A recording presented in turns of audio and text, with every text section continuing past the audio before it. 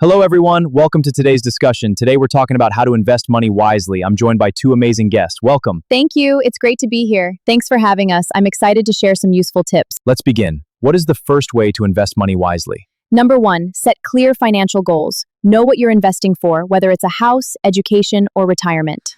Excellent. What's next? Number two, diversify your investments. Don't put all your money into one investment. Spread it across different assets to reduce risk. That's a smart idea. Another tip? That's a smart idea. Another tip? Number three, invest regularly. Even small amounts every month can grow over time through compound interest. Exactly. Consistency is key. Great advice. One more?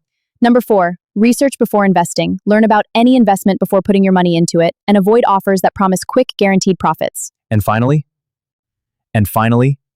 Number five, be patient and think long term. Building wealth takes time, so don't panic when markets go up and down. Excellent advice. Cheers to that. Wonderful. Thank you both for these helpful tips. And thank you to everyone watching. If you enjoyed this discussion, don't forget to like, share, and subscribe. See you in the next episode. Thanks.